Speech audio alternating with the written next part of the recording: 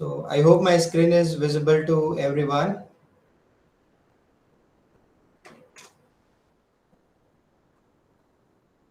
Yes, sir. Shivankar, my screen is visible. Yes, sir. Yes, sir. It is visible, sir.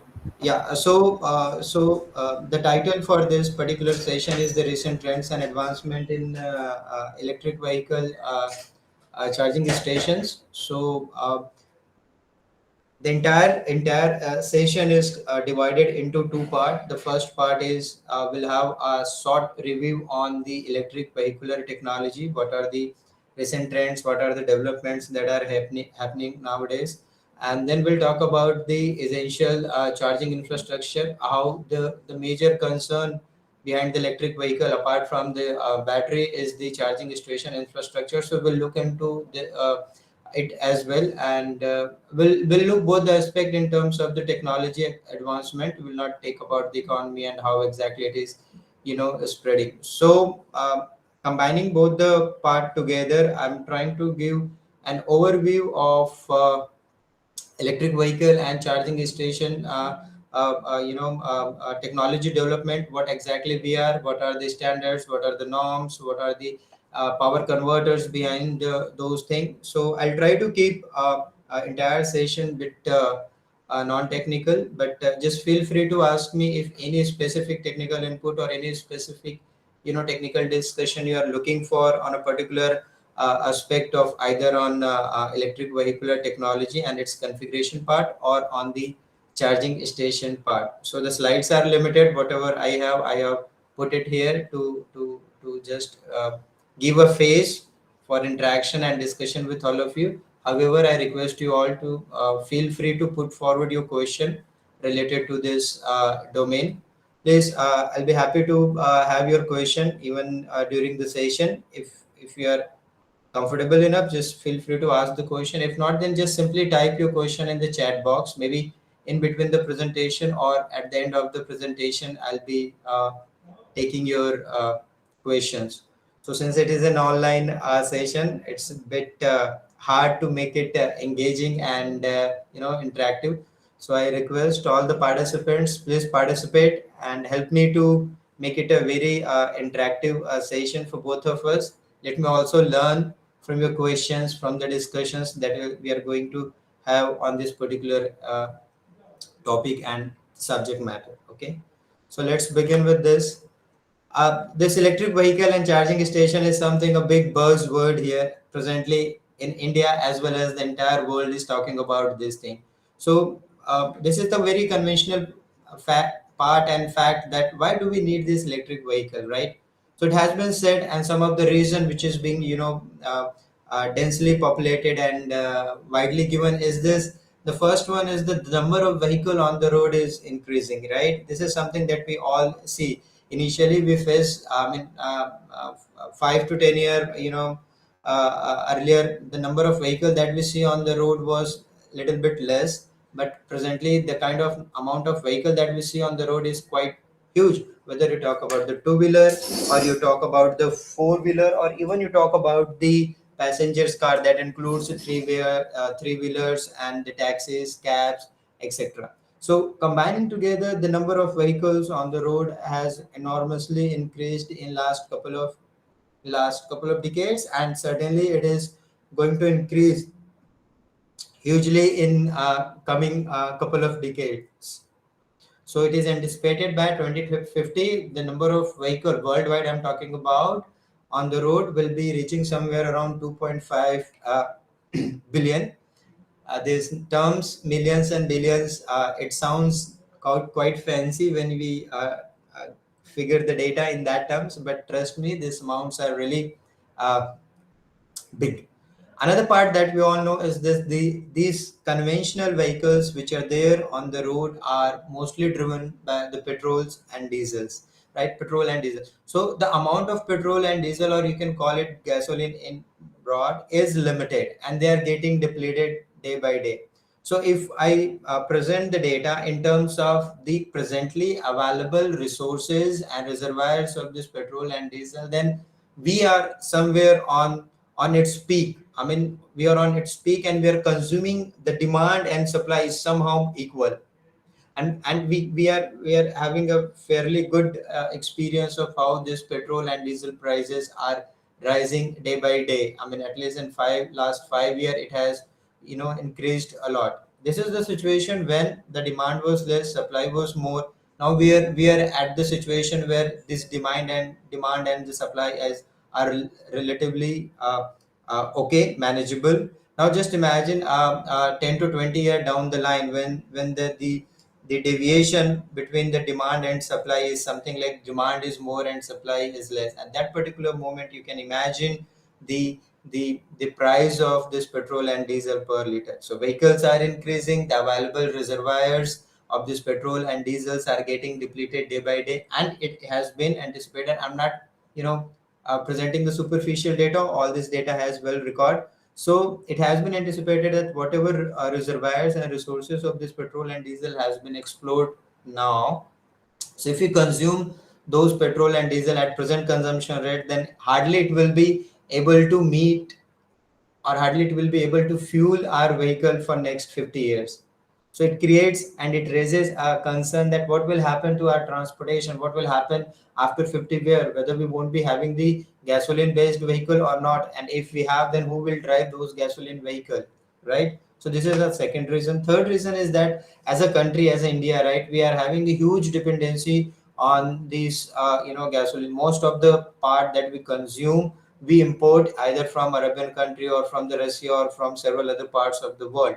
So if any instability in the geographical point of view or political point of view, like the Ukraine and Russia war kind of thing, so any uncertainty on any instability in the international platform will certainly impact this supply chain and will have direct severe impact in our day-to-day life. It is like the day we hear that the petrol price is going to hike by 2 rupees, from next day we can see huge crowd queuing up in the petrol and diesel stations. But just imagine the moment we get the news that we are not going to have petrol and diesel for the next 2 to 3 days, what kind of chaos we are going to have on this petrol. And if we our life is so dependent on this petrol and diesel, then, and which is mostly we are importing. And the third and most important concern is that the carbon dioxide and nitrous oxide and greenhouse gas emission from tailpipe emission of these IC engine or gasoline driven conventional vehicles, it is huge. Based on a survey, it has been concluded that the 35% of the global greenhouse gas and air pollution is caused by the road transportation or automobile industry. So it is quite huge.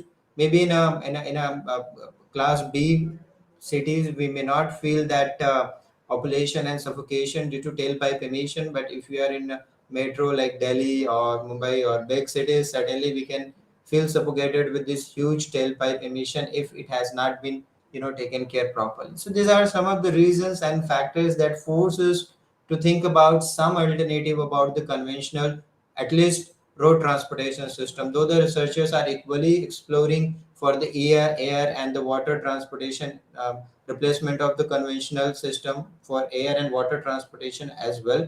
But the road transportation is something that is having direct impact in our day-to-day life. So these are the factors that force us to think about certain alternatives. So as we all are aware about, will not go on that. I'll come back on later. So we all are aware about the electric vehicular technology has emerged as an sustainable alternative to conventional IC engine vehicle. And the member of this electric vehicular technology includes electric vehicles, as you can see, includes electric vehicle, hybrid electric vehicle, fuel cell vehicle, and plug-in hybrid electric vehicle. The moment I call it this electric vehicle means a battery electric vehicle. So these fleets of the vehicle altogether comes under the electric vehicular technology, and it has been proposed as the sustainable alternative to the conventional IC engine vehicle for future transportation system. Dream of having commercially viable electric, hybrid electric, and plug-in electric vehicle is becoming a reality. The fuel cell vehicle is yet to come. However, the Hyundai and the Japanese engineers are struggling hard to bring it fuel cell vehicle. Like some of the engineers are, advocating the these that the battery electric vehicle is the future transportation system, and some of the engineers and the scientists are advocating that the fuel cell vehicle battery is something which is intermediate technology, but in future we have to somehow or other land up with the fuel cell vehicle. So the scientists and the researchers have their own opinion. They're divided, but certainly both the technologies are evolving. We are having the access to electric vehicle and plug-in hybrid electric vehicle, and even the hybrid electric vehicle nowadays in a nearby auto expos or auto showrooms, we can easily get them, we can see them, and if budget allows, certainly we can afford them. Like MG's electric vehicle is there, Tata Nexon is there. A lot many companies are entering into this market, and practically every company will come very soon in this market. Two wheeler is getting matured, but four wheeler we have to wait couple of years to get a good car. At least in India, in foreign it is doing well. So these electric, hybrid electric and plug-in electric vehicles are gradually commercializing and capturing the significant market space. And the fuel cell vehicle are something which is under development. This is because of the kind of safety and the hydrogen storage concern. So the vision of the vehicular electrifications includes generating electricity more and more from carbon and renewable energy source such as wind, solar, hydro, fuel cell, and using them into transportation. This is something what I would like everyone to understand it properly. Like if you are charging your electric vehicles battery by electricity which is generated by thermal power plant, then more or less it is equal to running an IC engine vehicle. Both are depending on the fossil fuels of a different nature. One is in one power you are getting from burning the coal, in another you are getting power from burning the petrol and diesel. Both are the fossil fuels and both are getting depleted fast. So this gives an opportunity. If we generate electric power by some alternative sources, it can make a good impact in carbon footprint reduction as well as towards sustainability of electrified vehicles. So the next generation electrified vehicles will therefore integrated with electrical power system, certainly in terms of the microgrid through electric vehicles and plug-in hybrid electric vehicles, which will enable to implement grid to vehicle, where you can take power from grid to charge your vehicle, and from vehicle to grid, even if you have excess power you can feed it back to the grid, and vehicle to vehicle concept, where the one vehicle will be able to supply electrical power to the another vehicle as and when required. And so these are three concepts which can easily be enabled with more penetration of electric vehicle and the better integration of this electric vehicle with the existing grid, and that has to be turned to a smart grid. So this electrified vehicles, especially hybrid electric vehicle, is capable of competing with ICE engine vehicle in terms of dynamic behavior, driving range, and practicability, with added advantage of higher efficiency and reduced emissions. So these are some advantages of electrified vehicle that forced us to think about its sustainability of the electric vehicle. Only one thing is was comparison of the electrified vehicle dynamic performance. In terms of dynamic performance, if you compare electric vehicle with the conventional ICE engine vehicle, then there is something where the electric vehicle is lacking. But with the advanced lithium ion batteries and all, if you compare the Tesla's car with the conventional ICE engine vehicle, so those cars with the higher technology and the better battery placement are certainly option that is competing with IC engine vehicle in even in terms of the dynamic performance. So I'll go back to the previous slide that I wanted to talk. Let me know if you are able to hear the voice. If not, then you can let me know. So here in this particular video, I wanted to compare the IC engine vehicle and battery electric vehicle from its manufacturing to its running, whether the electric vehicle really makes sense to go for or not. So if you compare the manufacturing in terms of the manufacturing of the electric vehicle and in IC engine vehicle, then certainly the carbon emission per capita carbon emission, if you see it in terms of the metric ton of emission, then in IC engine vehicle it is relatively less, which is a 7 metric ton of emission during the manufacturing. And because of the battery, the electric vehicle takes more emissions, and it is landing somewhere around 8 metric ton of emission. This is for manufacturing. But during its driving, since it is consuming the petrol and diesel, so this metric ton of emission is increasing. The more you drive this car, the more emission, polluting emission you are emitting. But if you're driving your electric vehicle by electricity generated from the thermal power plant, it will add. But the moment you will shift to the renewable energy like wind and solar power, certainly this carbon dioxide emission will get reduced. So if you compare from life cycle of electric vehicle, certainly you can reduce the 50% of carbon dioxide reduction, metric emission 20, I mean 50% of CO2 emission reduction from manufacturing to disposal of electric vehicle. And this is something what that forces us to think forward to keep the electric vehicle and to go for the electric vehicle. And that's why the entire world is looking for electric vehicle because of this 50% reduction. And that's why it has been seen as the future of our transportation system. So there are certain factors that has accelerated and constructed the roadmap of electric vehicle electrification. It is not like that the electric vehicle is something new technology. The first electric vehicle has been invented in 1830.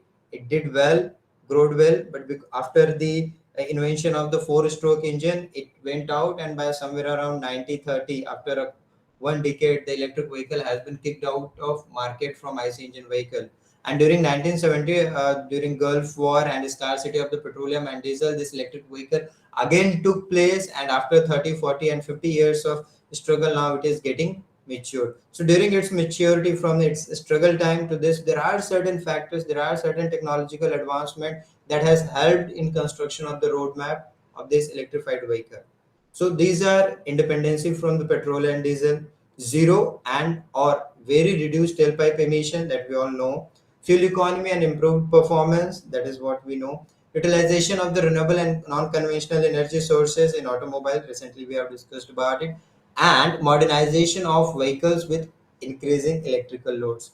In the present electrical car that if you see, certainly in first instance itself you can get the amount of power consumptions in those cars has enormously increased, whether in terms of the music system, in terms of the lighting, in terms of luxury and comforts that you are getting inside the car. Lot many things are there, but and those all you know uh, uh, facilities and the instruments are being operated by electrical power only. So electrical power consumption in onboard car, be it IC engine vehicle or a electric vehicle itself, has increased. If we separate the main drivetrain power requirement, even though the electric power requirement and consumption has enormously increased.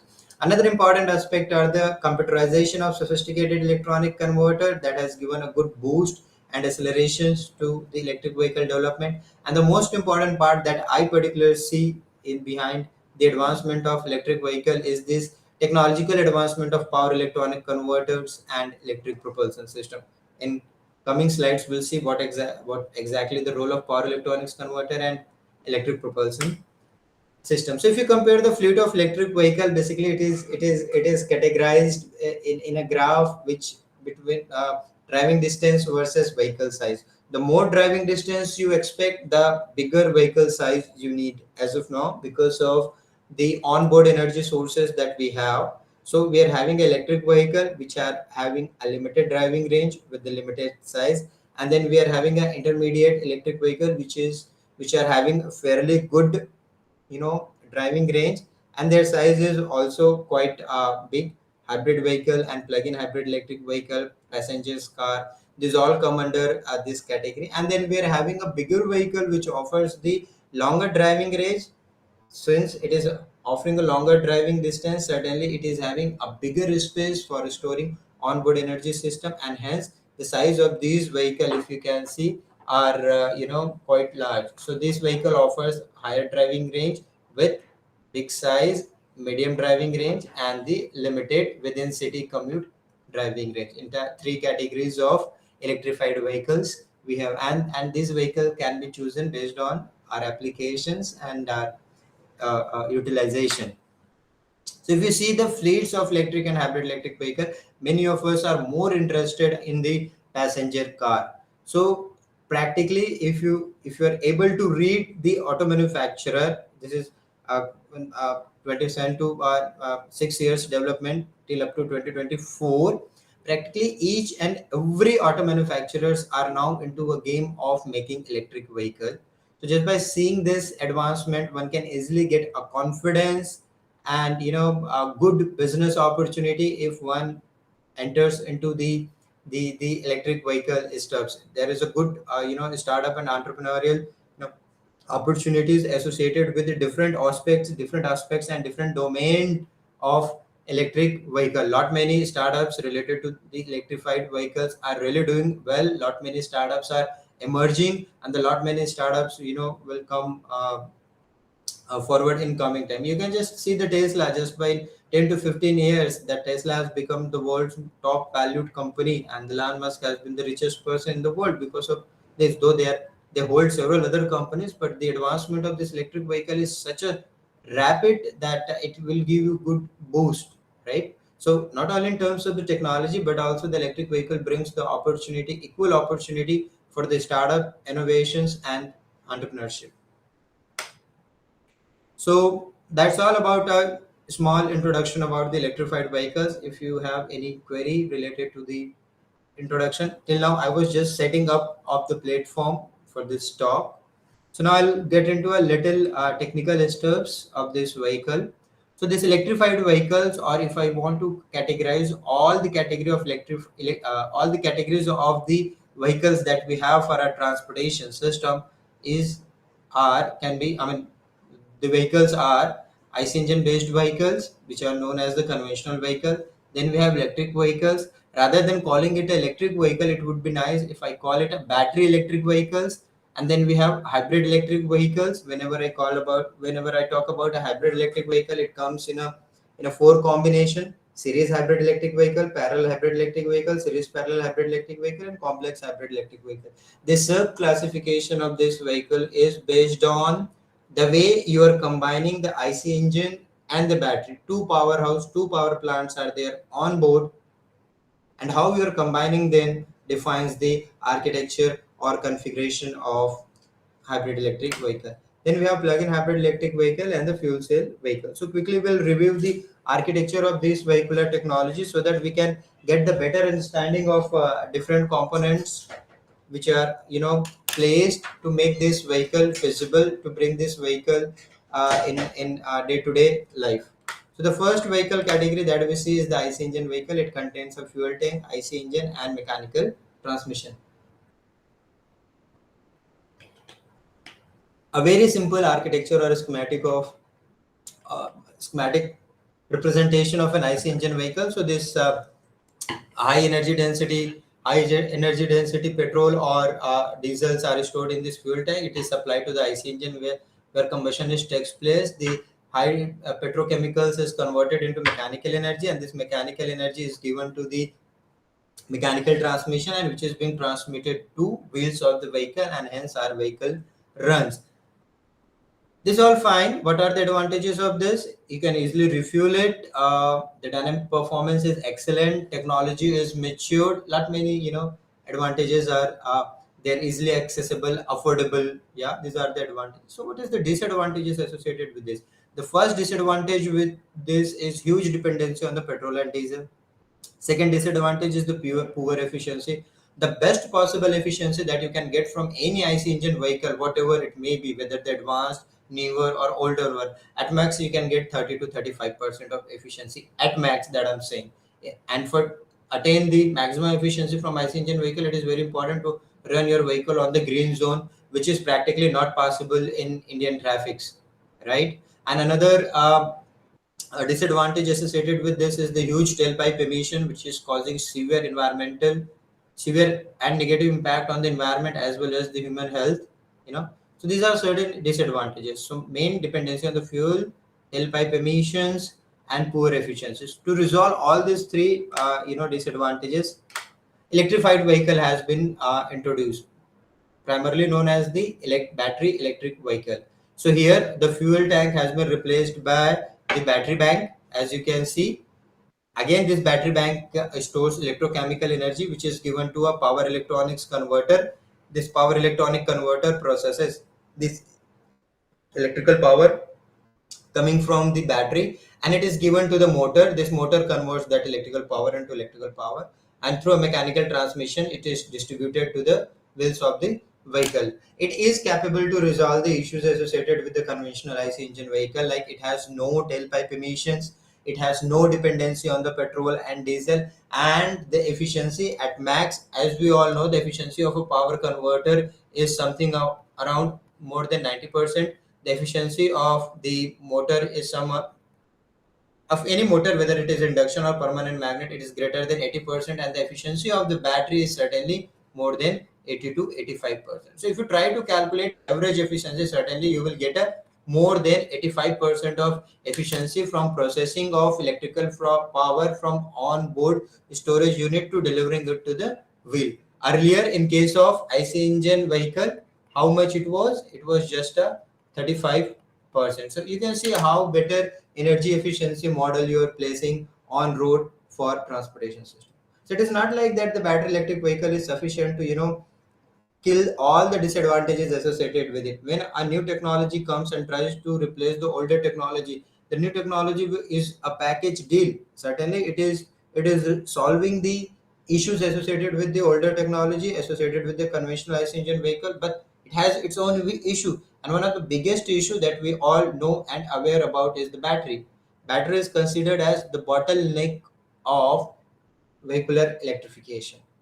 Another is limited driving range. Another disadvantage is a longer charging time, though there are few more, but these three are few. The battery technology, longer driving range, limited driving range, longer charging time, and somehow dynamic performance is relatively poor in comparison to IC engine vehicle. To resolve this issue, hybrid electric vehicle is introduced. Before getting into the hybrid electric vehicle, it is very important to understand how exactly these electric vehicles look like on the bottom in terms of its electrical mechanical construction. So if you can see this orange cable is a high voltage bus which is responsible to drive the drivetrains or electric propulsion system, which is responsible to give power to your heater, AC, air conditioning, and pump. Yeah, and then you are having a low voltage bus line here distributed among that, which is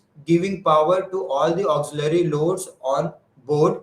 And then you are having a communication bus, maybe PLC or CAN bus, and then you are having a high temperature thermal loop, low temperature thermal loop, and the AC bus for powering those devices which are inherently running by AC supply. So this thermal management is very important to keep the battery at its nominal temperature, to keep the motor on its nominal temperature, because all the equipments are driven by the electrical power now. So certainly you can imagine amount of heat produced, and the kind of technology that you have to place for proper heat dissipation.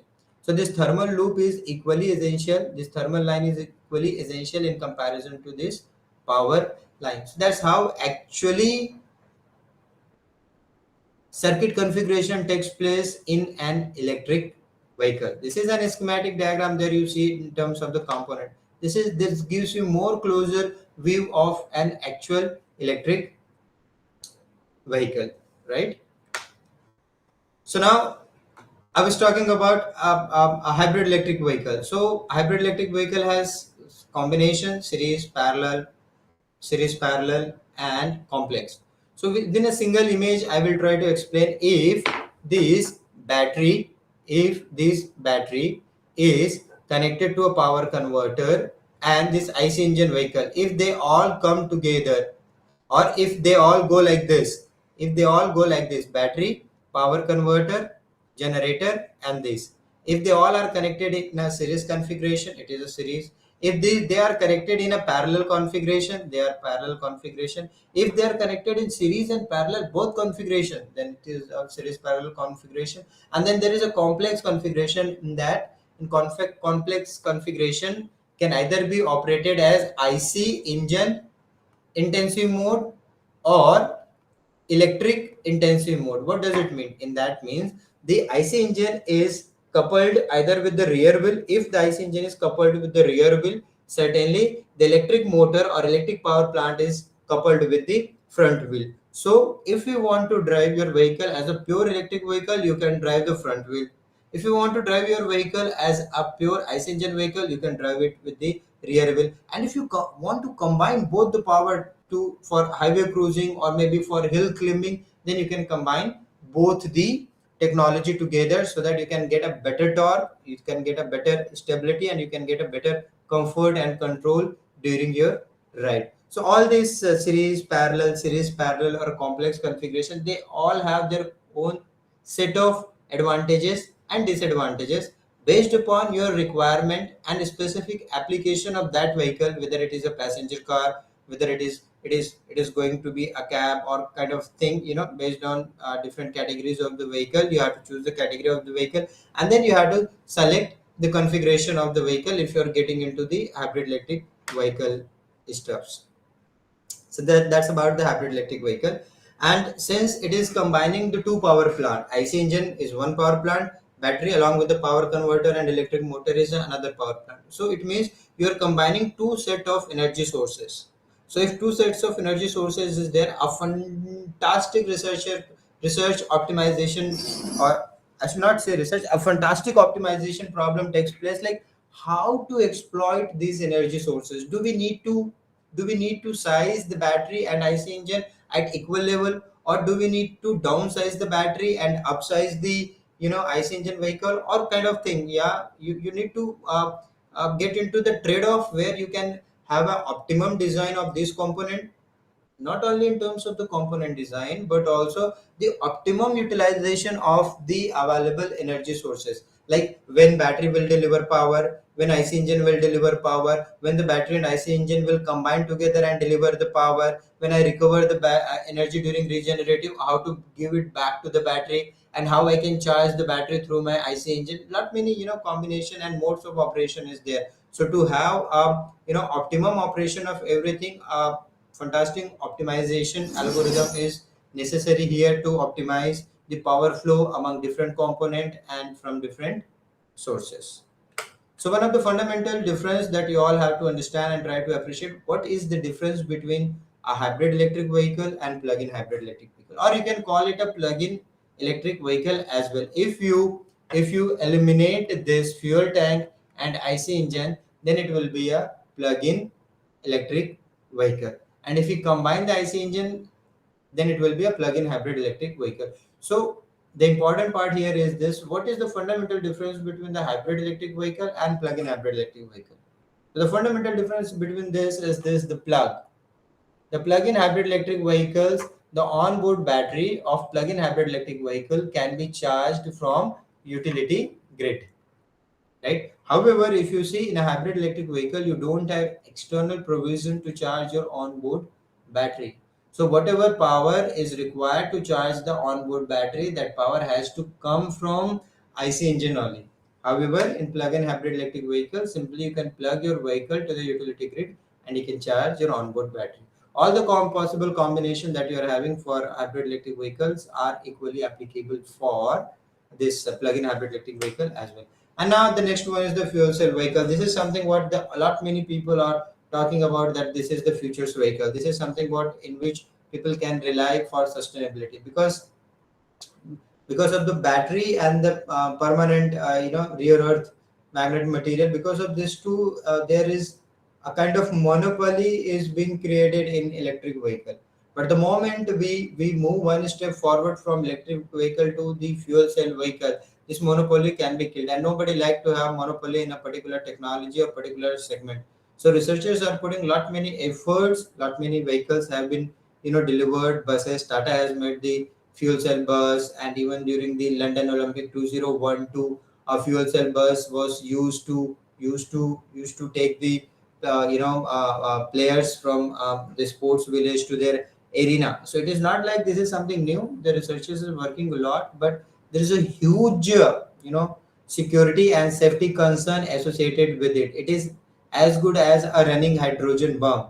by any mistake or any chance, if it gets explode, it create havoc and big chaos around, and it is very dangerous. So because of this safety and security concern, the technology is getting matured, but because of the safety and security, still it needs huge research until this concern can be resolved, and certainly the fuel cell vehicle will be future in down the line. So this fuel cell, what is the beauty of this fuel cell vehicle? The beauty of this fuel cell vehicle is this: it combines the advantage of both IC engine vehicle and the battery.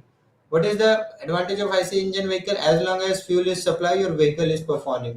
What is the advantage of the battery? Battery is giving the electrical power, onboard electrical power. So the fuel cell is something which is giving electrical power continuously as long as the hydrogen cylinder is filled, right? So this is really transforming technology. Again, the fuel cell is given to power converter, which is backed by the battery power. As we all know, fuel cell has poor transient response, and to take care of that poor transient response, battery pack and battery bank is being connected. So this is the architecture of this. So one thing I would like to talk about here is this: there are four types of available energy sources we have, and if you plot these four type of energy sources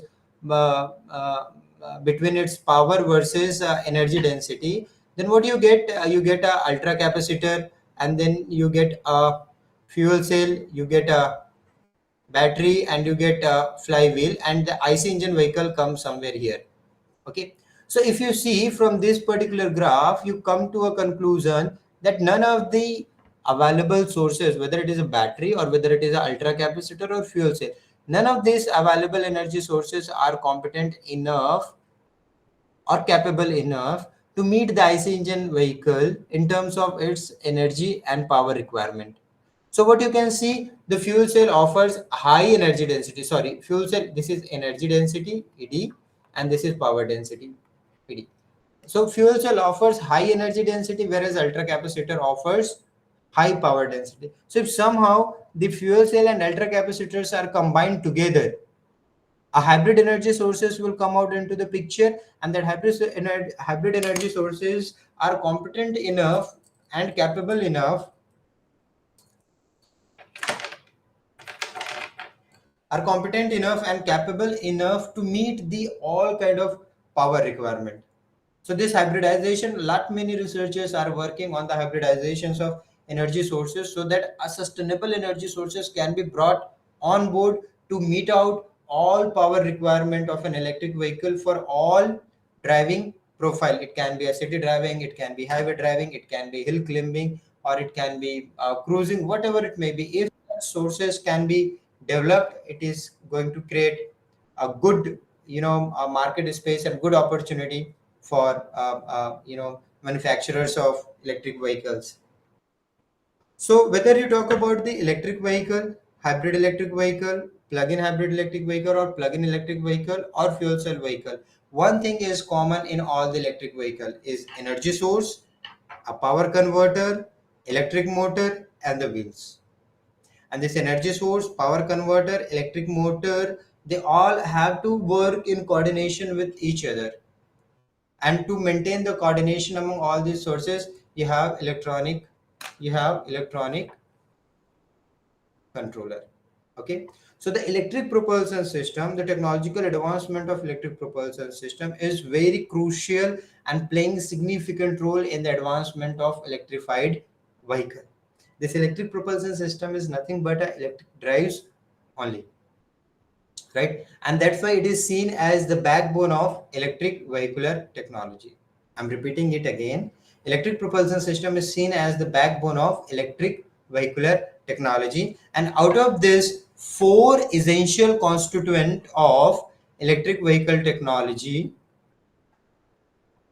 this power electronics converter is something which is playing a very crucial and important role, and that's why I term it as, like, I'm repeating it again, the electric propulsion system is seen as the backbone of electric vehicular technology, whereas the power electronics converters are considered as a heart of electric vehicles. why I'm calling power electronics converter as a heart of electric vehicle. Because the power electronics converter, if you go by its definition, then the power electronic converter is a technology that deals with the application of the semiconductor devices for what? Efficient conversion and control of electric power.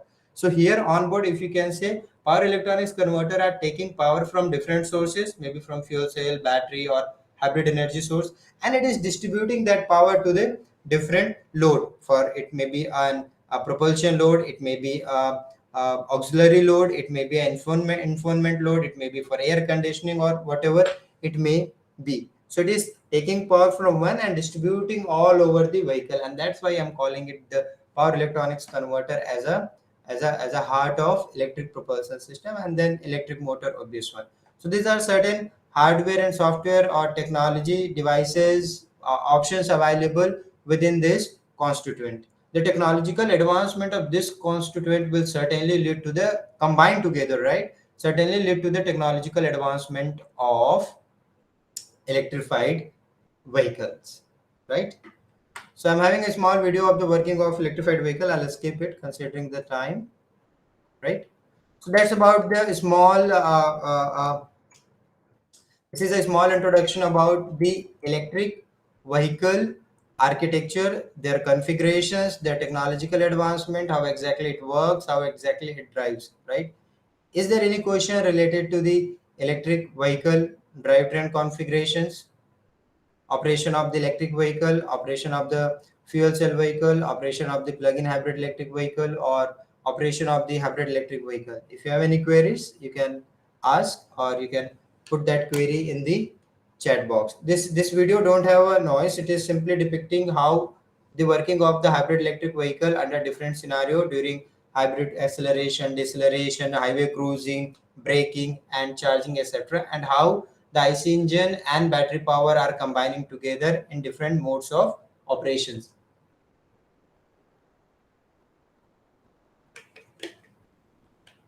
Hybrid charge, where the vehicle is getting decelerated, energy is recovered, fed back to the battery, and battery is being charged, and later on you can plug the vehicle for charging. This is purely IC engine mode of operation that you can see. Okay, so if you have no query, then we can move to the second session of this talk that deals with the electric vehicle charging stations, right? I'll skip this video. Yeah.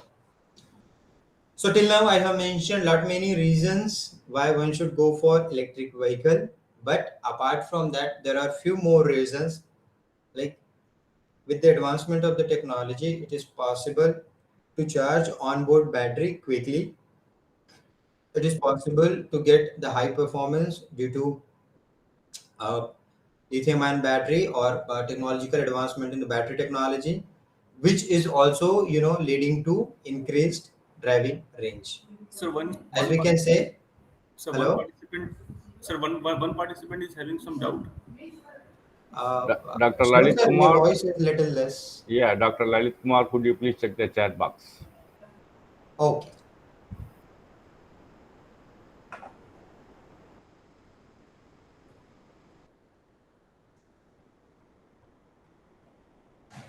So how to reduce the weight of electric motor and make it rigid? This is one question.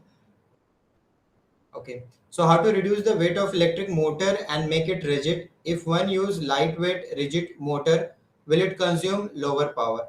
Certainly, if you use the magnetic material, like two motors are having throat cut competition with each other.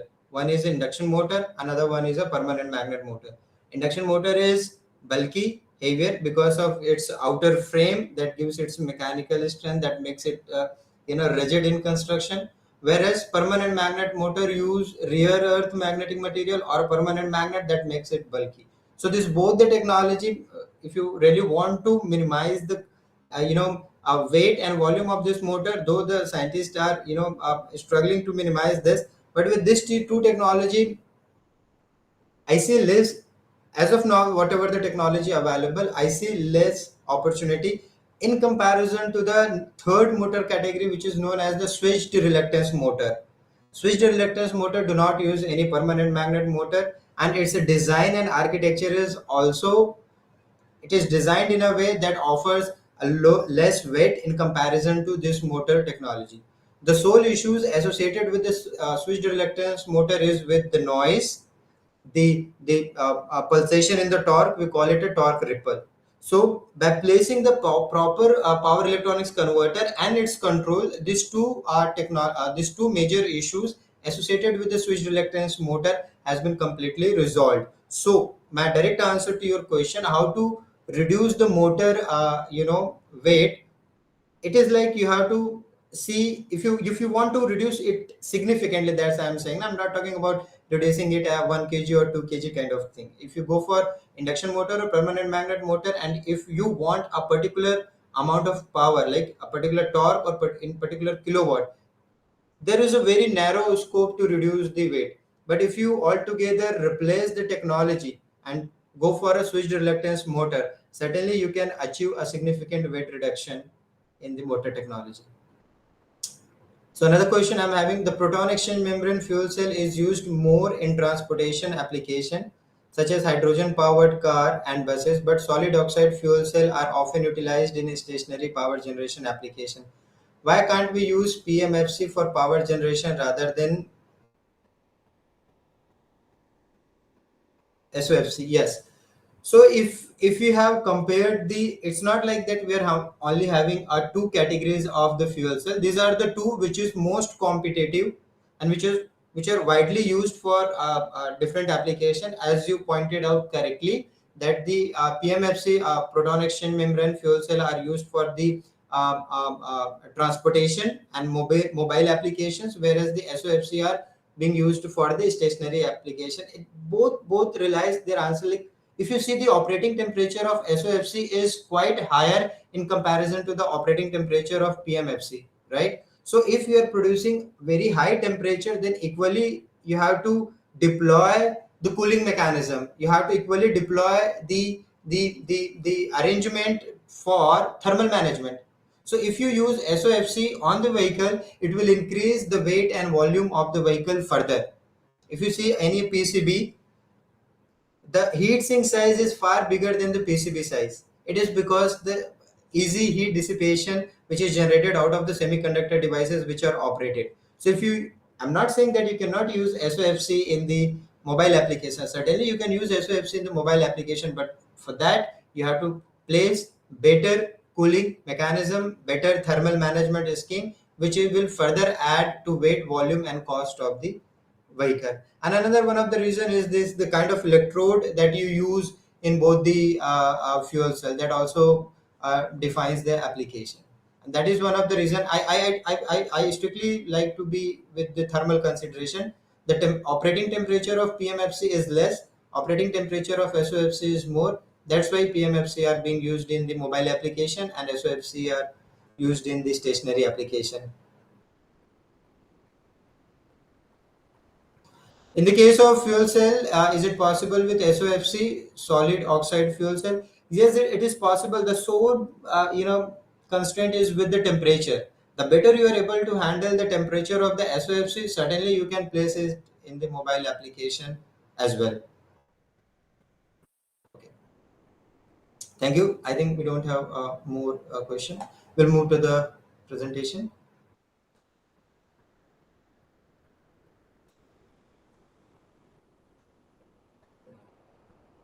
Right. So this is the kind of data given by the Niti Aayog, Government of India, which projects the Doc- electric vehicle cell. Sorry for interruption, Dr. Lalit Kumar. Could you please see my last question? It's my Okay. a layman question. Why the lead acid battery is failed in electric vehicle? I understand it is a heavyweight battery. Yeah. Why? Why? Why? One of the reason that I immediately see is the maintenance. Lead acid battery requires frequent maintenance. One.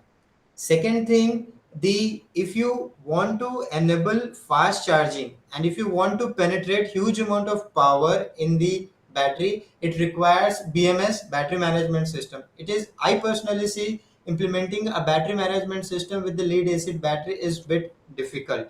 But we can use the capacitor mechanism, isn't it? We can transfer the electricity from the lead acid battery to the capacitor, supercapacitor. From that super capacitor, we can connect with the electric motor, isn't it? Will it work? Yeah, certainly, sir. Certainly, you are correct. But if you try to understand the characteristics of the supercapacitor, as I was discussing, supercapacitor offers the huge power density. Huge power density means what? It can deliver kilowatt of power for a fraction of minute, but it won't sustain. So, the taking power from ultra capacitor is highly unstable. I mean, the fluctuation in the terminal of the capacitor is very high, and you need a suitable converter to handle the power and energy. Both are different terms. So you have to handle the power stored and in the ultra capacitor appropriately. You cannot use ultra capacitor for driving the vehicle for longer range. You certainly you can use the ultra capacitor to take care of the transient. Most of the hybrid energy system that you have seen, which combines the ultra capacitor with the battery, one of the most hottest topic that the researchers have taken and doing lot many research. So in most of the case, what they are doing, they are encashing the property or benefit or attributes of attributes associated with the ultra capacitor during the transient, Okay, okay. or Thank you, maybe sir. maybe charging of the battery, what you are saying, later on. But main reason that I see the non popularity of the lead acid battery is certainly weight, volume, and the size. Of And course. you cannot implement the fast charging. It is bit difficult. The charging of the lead acid battery is slow. The fast charging is only possible with the lithium ion battery, where you can have a good designed BMS, and through which you can attain fast charge, even extreme fast charging. So these are Oh, few reasons. Because of that, the lead acid batteries are widely popular in e-rickshaws, three wheelers, where the owner want it on budget. They are having a better space. yeah. So in less amount they get better space, less driving range, and longer charging time. In night they can charge, and entire daytime they can run the vehicle. And So also the maybe lifespan of a lead acid battery is less. maybe it may be good for your two-wheeler vehicle, two wheelers with a lightweight two wheelers. Yes, yes, but again, it has to be seen in terms of the dimension. It is quite easy to package the lithium ion battery, Okay, but okay. it is Yes, not I that easy understand. to package the lead acid battery. Yes, But yes. again, adding to that, even life cycle is also less, no, sir, for lead acid batteries compared Uh, to lithium ion. Instead of lead acid battery in light electric vehicle, SMF are used, small maintenance free batteries. As in the first place, I said that the maintenance is one of the reason with the lead acid battery. So instead of lead acid battery in a small vehicle, two wheeler, whether you talk about the Hero electric vehicle or which is not using the lithium ion battery, all such categories are using SMF battery, small maintenance free battery. They are not the lead acid battery. They're some different technology. I exactly not able to recall that what kind of configuration they use. But SMF batteries are quite popular for small vehicles. That's what I think.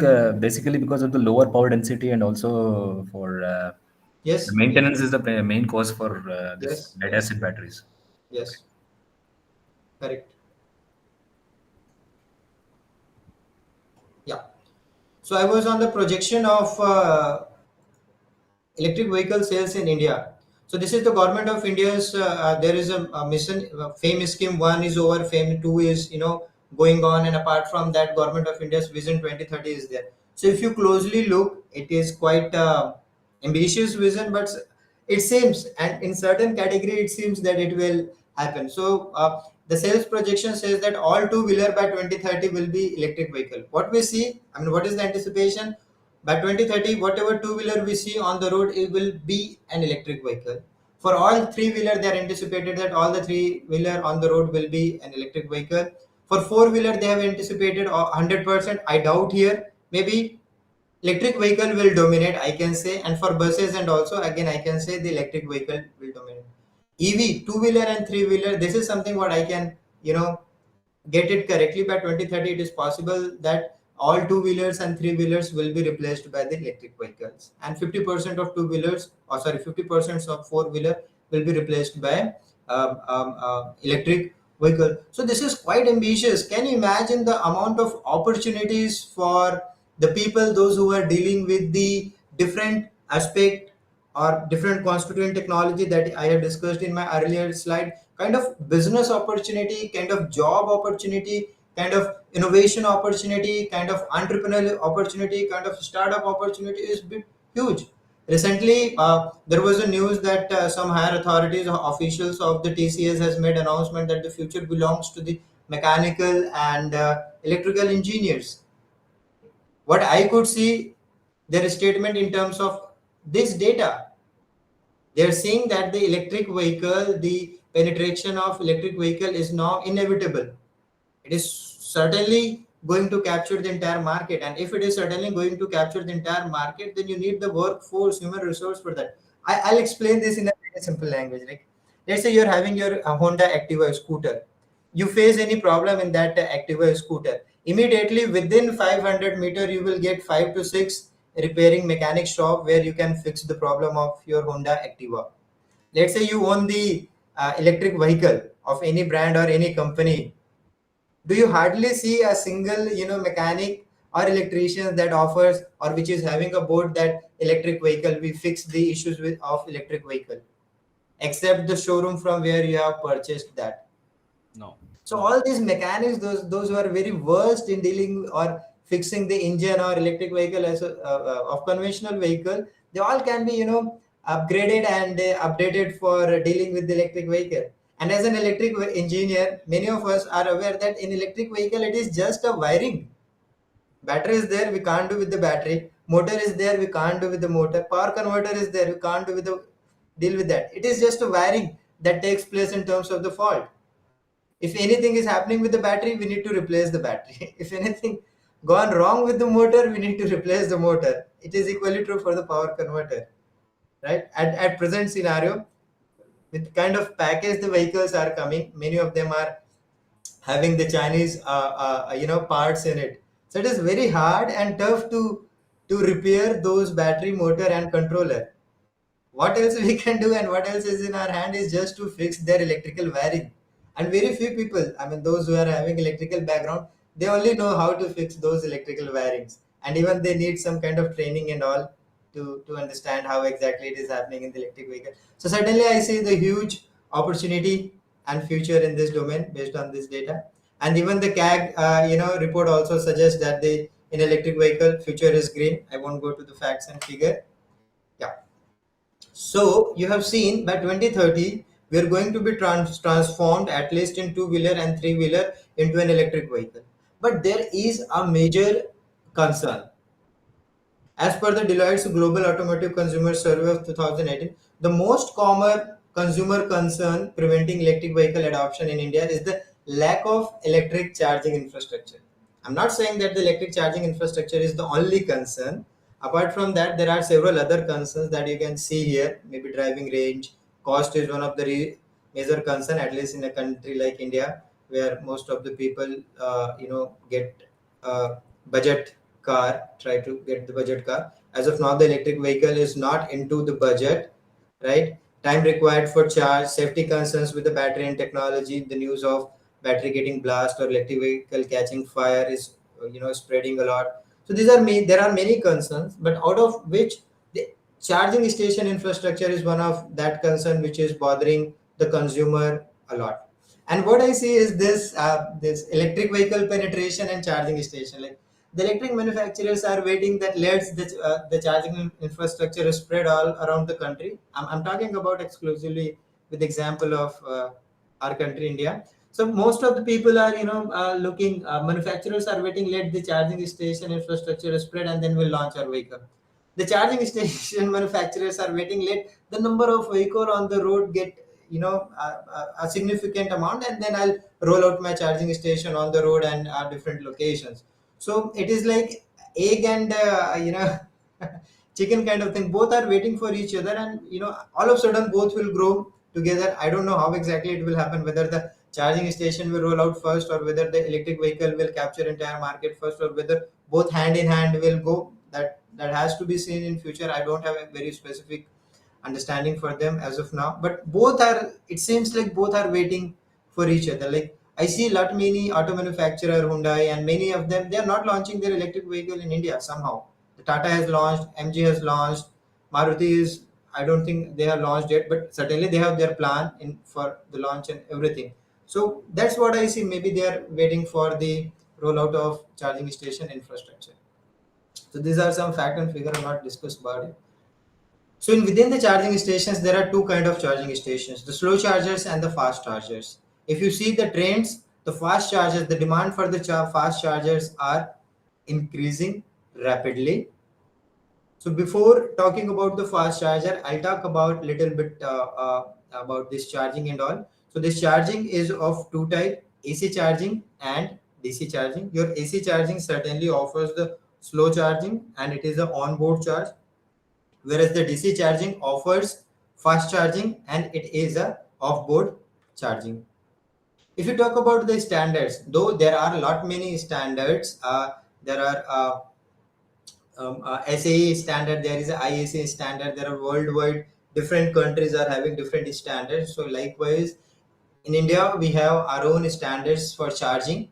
So for private charging, as such, we don't have any standard. It is just that they have to affirm to IEC 60309.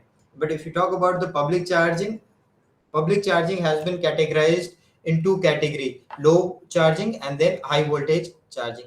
Again, the low voltage charging has AC and DC.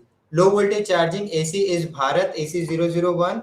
Their guideline and everything is there, and it is mostly for two-wheeler and three-wheeler. Along with their voltage and current, everything is given. If you talk about the DC, it is Bharat DC 001 and then Bharat DC 002. It should be 002 or 001. One is for 48 volt standard bus and another one is for any voltage greater than 72 volt. Their power rating and everything is given. It is for two-wheeler, three-wheeler and light four-wheeler electric vehicle. And then for high voltage charging, again we have AC and DC. For DC we have CCS and then we have Chademo. This two charging concept is popular around the globe, not only in India, and which offers power range of up to 50 kilowatt DC. So these are the specific standards given by Ministry of Power for designing the charging station. Instead of seeing it in this particular standard, we can see it in terms of level 1 residential charging, then we can see level 2 commercial charging, level 3 apartment and big charging up to 50 kilowatt, and level 4 we can call it extra fast charging up to 50 kilowatt to 400 kilowatt. So 1.5 to 3 kilowatt residential charging, you can simply charge it at your home. Level 2 7 kilowatt up to 7 kilowatt to 15 kilowatt, you can say. Level 3 above 15 kilowatt to 50 kilowatt, corresponding voltage is given DC. And then level 4 150 kilowatt to higher kilowatt. The more higher power rating you will go, the lesser time you require to charge your vehicle. If you talk about the level 1, it takes 10 hours. Mostly e-rickshaws and whatever electric vehicle we have with onboard chargers. At night you have to plug your charger, whole night it will get charged, and in the morning it will be charged 100%. So it takes 10 hours. Then level 2, it requires 3 hours to charge your vehicle, which is still a significant. If you go for level 3, power more than 50 kilowatt, it requires 25 to 30 minutes to reach at least 80% of SOC. And if you go for the level 4, which is an ultra fast charger, it requires 5 to 7 minutes or 10 minutes, where the power delivery range is 250 kilowatt. So I'm talking about, I would like to give answer to the question here. If just imagine if you're having a lead acid battery here, do you think the lead acid battery by its technology, by its design, will be capable enough to accept the power of 250 kilowatt or a current of more than 100 or 200 or 300 ampere? Will it be possible to penetrate such a huge amount of current to the lead acid battery? No, certainly not. And that's why it is not getting popular to this fast charging application. At least for slow charger level 1, it is okay, right? So these are the classifications of the charging.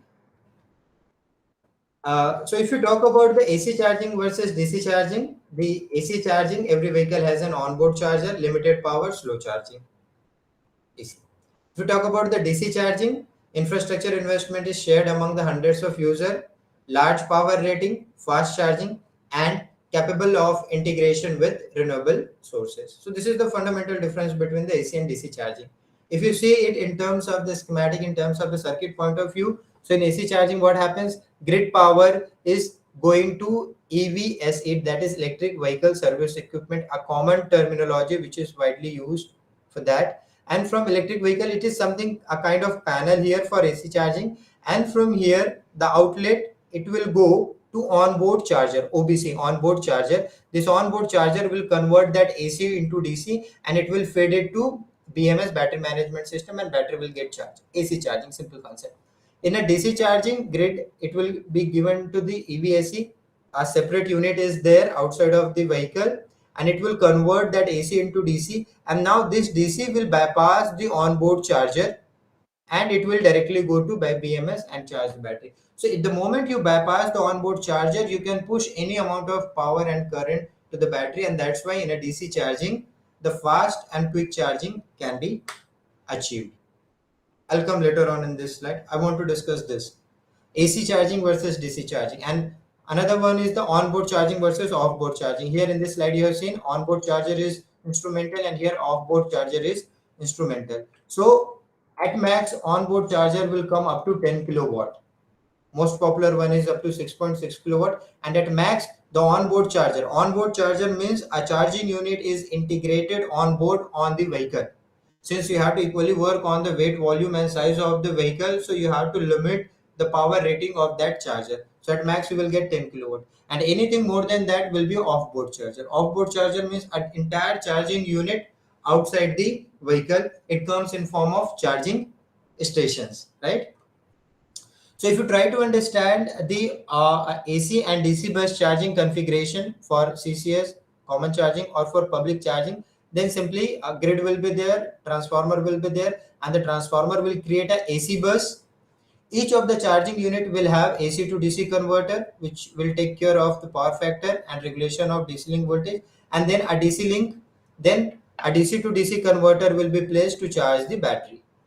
This is a AC configuration. If you talk about the DC configuration, power transformer will be there. From there itself, AC is converted into DC, and a DC bus is created. This is a DC bus, and this one is a AC bus. And from there, you need to connect a DC to DC converter to charge the bus. Why do you need to connect a DC to DC converter? You need to connect the DC to DC converter so that you can charge the onboard battery of the vehicle. Like different vehicle has a different set of battery.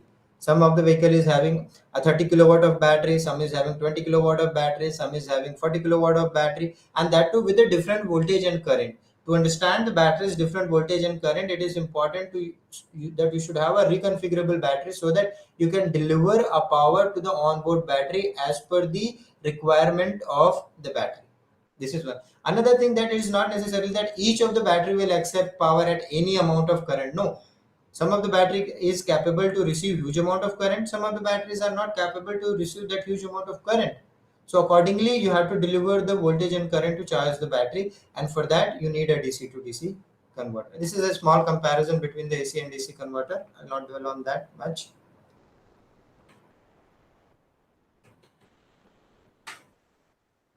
Yeah.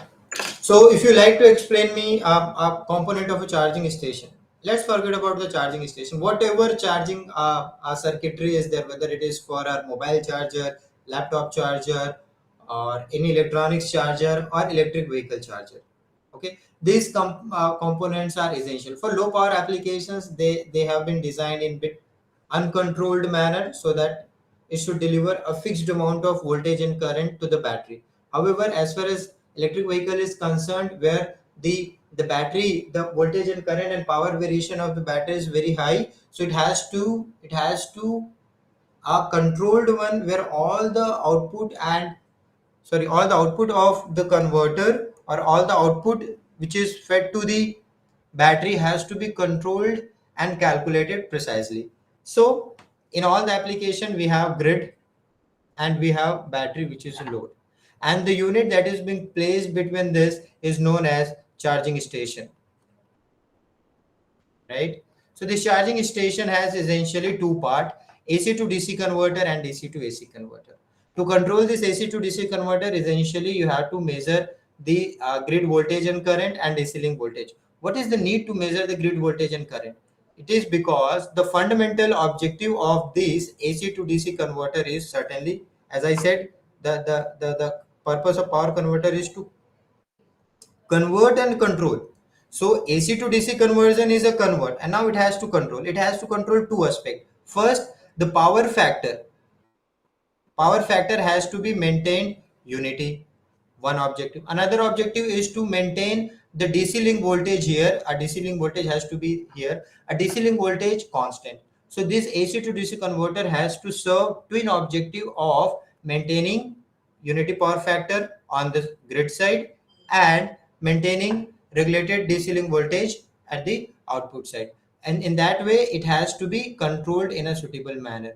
So to generate the control signal or switching signal here, it is essential to measure the voltage and current from here, and DC link voltage here. It is given to the controller. It could be a microcontroller. It can be a digital signal processor. It can be a FPGA. They will be based on this, sensed value, and you have pre-programmed algorithm. A switching signal will be generated. Number of switching signal will depend upon the kind of topology that you are connected here. We'll see later, and accordingly a DC link will be. And then you are having a DC to DC converter. The objective of DC to DC converter is first to regulate the output of this DC link voltage input. It might be possible, since it has to deal with the trade-off. So at certain point it may not be much regulated. So the objective of this DC to DC converter is to regulate this DC link voltage and to produce a regulated DC output. Apart from that, you deploy several charging mechanism. Like you can charge your battery as a constant power, you can charge it as a constant voltage, you can charge it as a constant current, or you can charge it as an impulse charging. These are the different methods of charging a battery.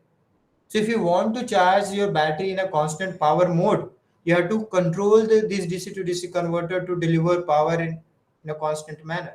If you want to charge your battery in a constant voltage, again you have to control this DC to DC converter to deliver a constant voltage. If you want to charge your battery in a constant current, again you have to rearrange the switching of this DC to DC converter to charge your battery in a constant current. And that's why this DC to DC converter plays an essential role.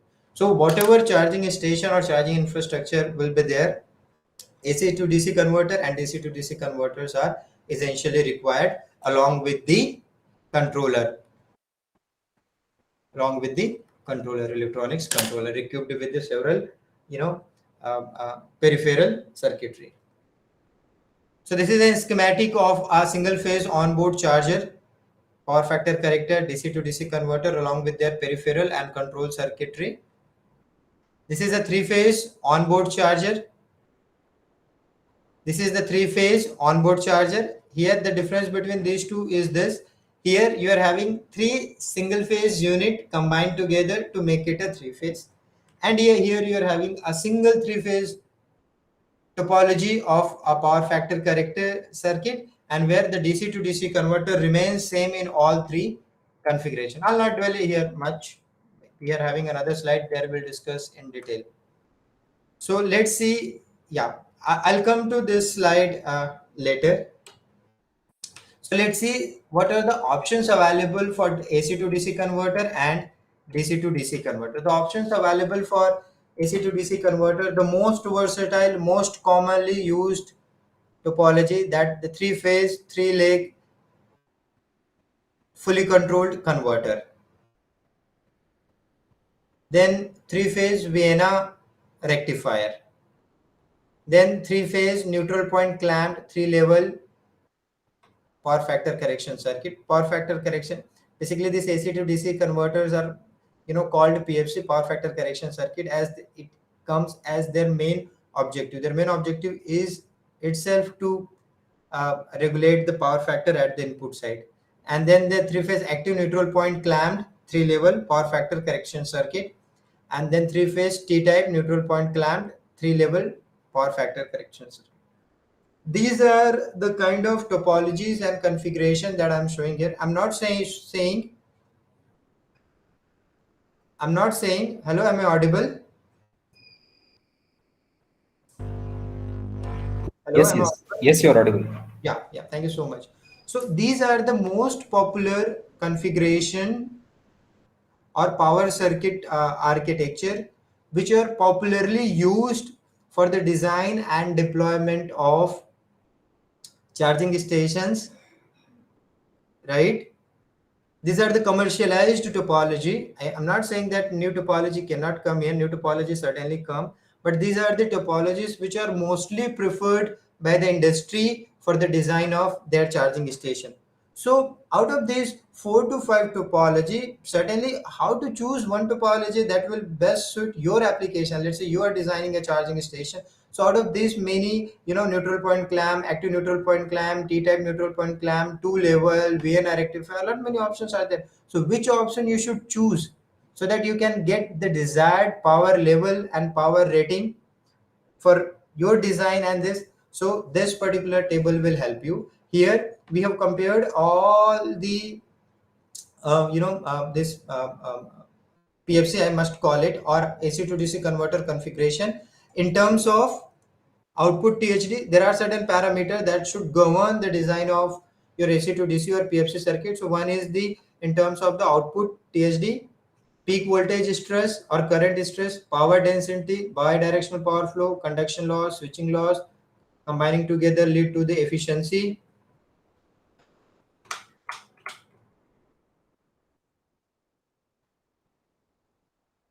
Lead to the efficiency, cost, control complexity, inductor size, and thermal management.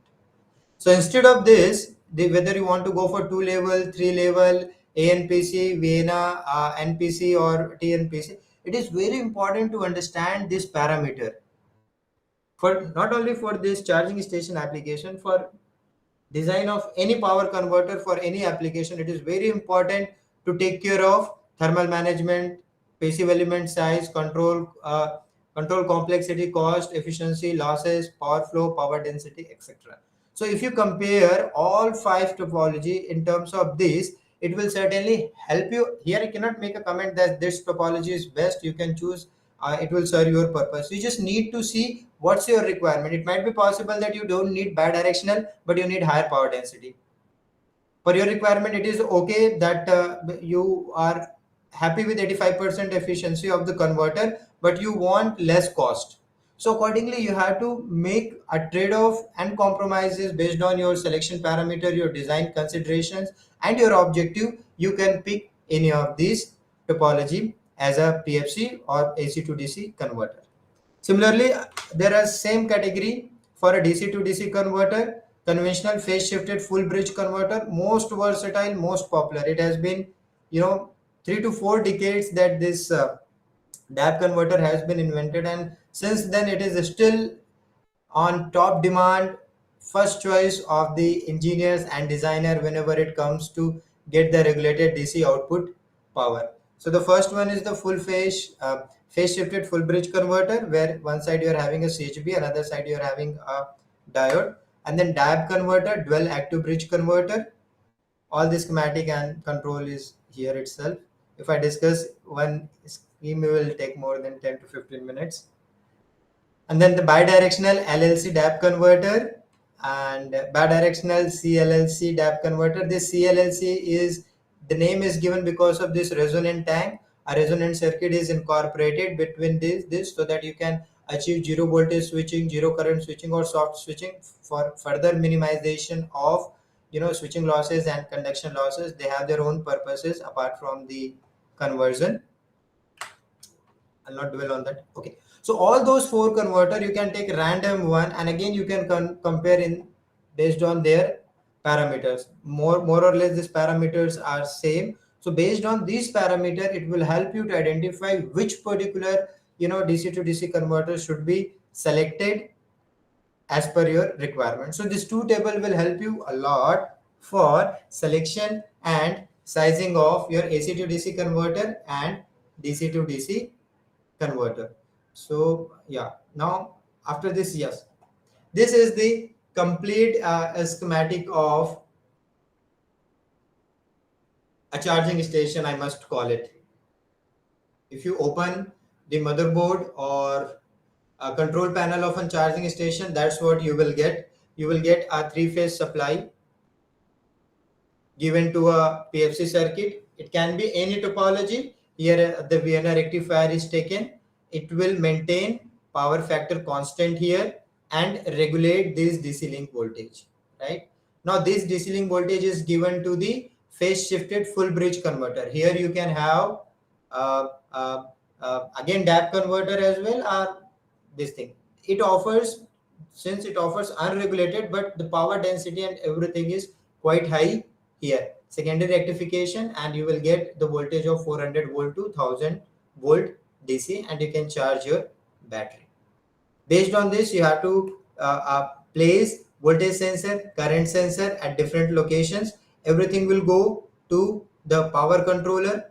Power controller will be programmed accordingly, so that based on the demand of the battery and based on the supply power, it will deliver the switching signal or gate signal for both the converter.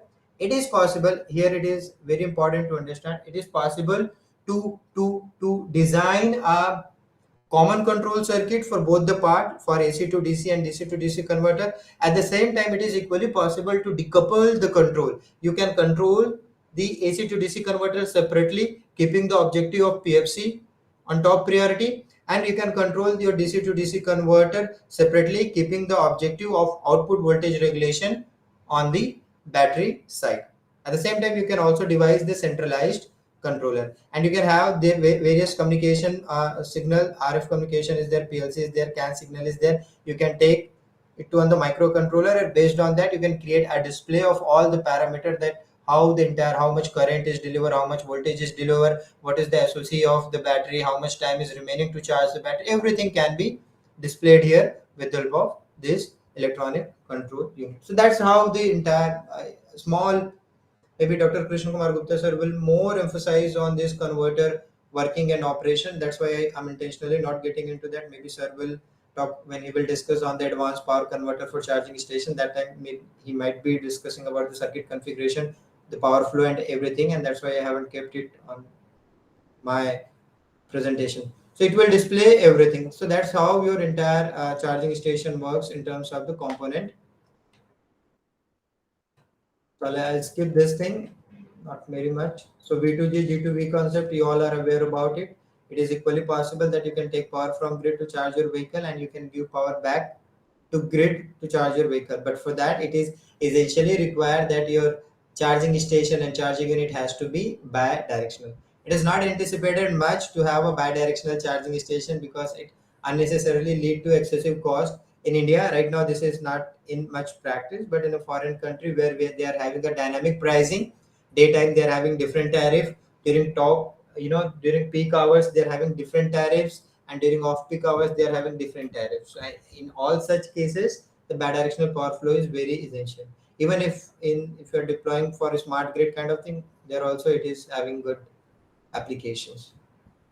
Excuse me, And sir. then this is a new concept the researchers are trying, vehicle to vehicle. Let's say one vehicle is having more than 80% of SOC, another vehicle's battery ran out and having less than 10% of SOC. It is possible that through their charging gun, charging connectors, they can connect to each other, and they can share the power. From 80 it may come to a 50%, and from 10 it may go to a 40%, so that they should reach to a nearby charging station and they can charge their battery. So this is one of the interesting domain that I personally like. The researchers are working. It's quite interesting, creating the quality of sharing. Initially, we used to share our things. Now it is come to sharing the power to each other. I think in mobile it has come, but in electric vehicle it is still researchers are doing a lot. Excuse me, sir. Another one is the portable charger, where you will have a small portable charger kept in your dicky. If your it is kind of a secondary battery carrying along. You can plug your electric vehicle and you charge your battery in case of emergency, where you don't get a charging station nearby. Like country like China and US, we don't struggle for a charging station, but for certainly in India, if you are having electric vehicle and you're going for a drive more than 2 to 300 kilometer both the side, then our range anxiety is certainly there. So in all such cases, this portable charger can deliver its job fantastically. There are some upcoming trends. I'll not discuss about them. Not much. This is the future of smart grid in incorporation of the penetration of the electric vehicle and subsequent charging station. Sir, am I audible? Yes, Shivam. So we are almost time Yes, is. I'm almost done. Okay, sir. Okay, okay, sir. Okay. I'm seeing any important point. Yeah. Developing EV charging infrastructure, there are certain issues. This need to be taken care. Regulatory interventions, commercial interventions, techno-economic interventions, and other elements of enabling framework. It is not that easy. Issue for setting off of electric vehicle charging infrastructure. One of the prominent issue that I see is the grid stability. Let's say you are connecting, more than hundreds of electric vehicles simultaneously to grid with the capacity of 30 kilowatt of battery. Can you imagine how much burden it will create on the existing grid, and it will create a huge instability on the grid. So these are certain issues that need to be taken care properly. Appropriate location for placement of electric vehicle service equipment. The harmonic issues has to be taken care properly. The power quality issues has to be taken care properly, and for that a suitable regulatory and norms has to be there. As of now, for EV it has come. For charging station, slowly and gradually it is coming. Maybe coming time will have this thing. So there are certain issues that need to be taken care properly for successful development and deployment of electric vehicle charging station infrastructure. Yeah, so that's all from my side. Thank you so much. It's really hard to go for 1.5 hours, more than 90 minutes, but you have been quite good, patient to hear me. Thank you so much for bearing with me. Please feel free to ask your question if you have any.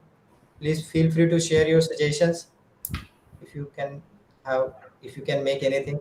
Thank you so much. Now I will ask the participants to please, if you are having any queries, please ask.